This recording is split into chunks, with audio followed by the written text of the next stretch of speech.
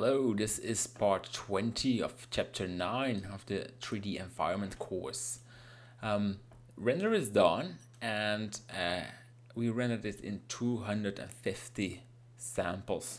So it makes it more cleaner by increasing the clamp indirect. We removed the fireflies that work pretty well. Yeah, and the overall lighting looks really promising, so I'm happy with the result. I'll have some problems with this area because it's a little bit confusing because we have the ivy on the building, we have the leaves hanging there, and we have the ivy on the abandoned house, the destructed house. So maybe I have to do some organizing. And the guy looks a little bit off in this corner. So maybe I can give him another place or put him in the background. But I think this place is not the right one. Yeah, still want something there. I can fix that. But yeah, overall, I think the environment is getting close to final. What you can do when you have a render is do some compositing. And the reason is well, this is just a clean render, and it can be that you like to have some different colors, that you want to make it more fresh or warm or colder. And sometimes you want adding a bit of fog into your scene. Well, we enabled the fog settings already, so that's a good thing. So we can play with it. It's fake fog because it's not for real. The light is not interacting with it. I can make a render with fog setting, but then I have to, I think, increase it to 2000 samples because fog is really, really heavy. But yeah, well, let's introduce the compositor.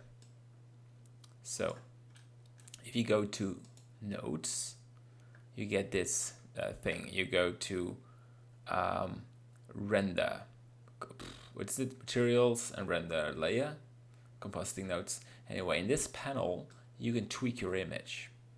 So you like to enable use nodes and backdrop, and then you go to add output viewer and drag this one into the viewer. So now we have it in our panel and we can focus on it. So I like to start with adding a little bit of fog. It helps to put more depth in it. I use lots of light layers. We have some light in the foreground, some there. This building has light, but you can also use fog or sort of mist, and you go to add vector map value. You put it here, right there, and you grab the mist and you put it in value. Alright, so now you go to add color, mix, and you put the value into the vector, and you grab the image, you put it in this one, the upper one, and then you put this into image. And then we have sort of mist. It's way too much, I know, but making this 0.1 makes it less. We use minimum, and when you do that, you get foreground mist. So if I make that 0.1, we have lots of mist in the foreground. So try something like 0.01, and it's very little. I think it's still too much, 0.05. So we're very slightly missed, but it helps, for me at least, it helps to make a bit more, make the scene more realistic. There is so much you can do. I don't like nodes like lens distortion. I can show you what it is. You go to add, distort, and you have it, lens distortion. And when you put this into the viewer, nothing happened, but let's say we make this 0.02 and look at the corners. It distorts it a little bit. So most of the time when I use it, it was to remove the ugly corners, like you just use lens distortion and yeah, the details are blurred out.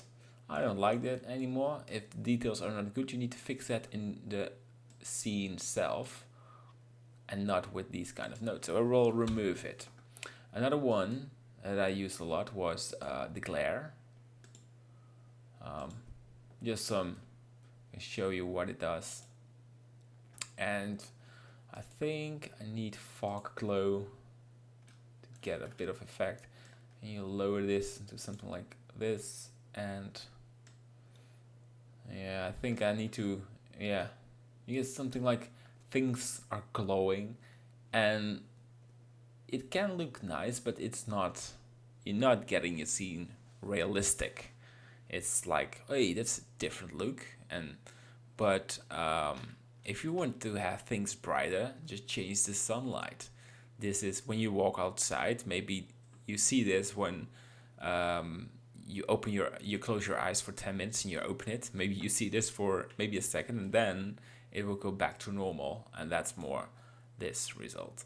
So yeah, I'll keep it. All right. And there is more possible. You have the streaks, the coast, and they all give a different kind of glare, but remove it. I think you also have the sunbeams. There's so much else. But what I do like, let's talk about things I like to use, is color balance. Of course, color balance is a very useful tool to change the mood of the scene. Let's say I want to make this more warm. So then I start with a mist, make this more brown, yellowish, okay. And then I'll put this a little bit there, over there, like so. Oops. Make this 0.1. All right. So I don't think this helps. No, maybe it should be blue, or this color, or that reddish. So yeah, now you make it more like it could be a nice summer day. But you can also change the colors to a more bluish. So the mist, make it more light blue, and like so, and these. Yeah, and you can even add extra color effects with I think the RGB curves, yes, and I make small additions in this one, and it has already a huge impact. A little bit there.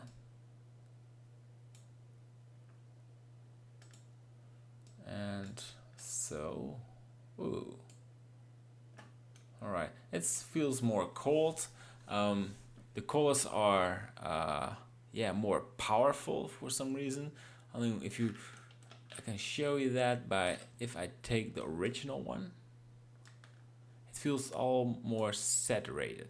Like this is original. Is that true? Yes, this is true. And it's also because of the mist in the scene. But that's up to you, what you prefer. Yeah, you can go wild with this. I will not give sort of standard values. You have to find out what you prefer in your scene. Yes, so totally different look, and that's only in a compositor. And yeah, you can use different mist values. I mean, it looks different, but it's not my favorite. No, I'll keep my stand like 0.05 and 0.01. Minimize it. Alright, what else can I explain about a compositor? Well, there are tons of options. Some lots of them are also for other things like visual effects. We're not going to use that. Is there something I like to explain that it's not? Well, depth of field is maybe one. For depth of field, I'll have to configure the camera. And you go to camera and you say where you want your focus point. For example, this is your focus point, or this building is your focus point. Then the foreground will be blurred. Yeah, that's up to you if you like blurs in your scene.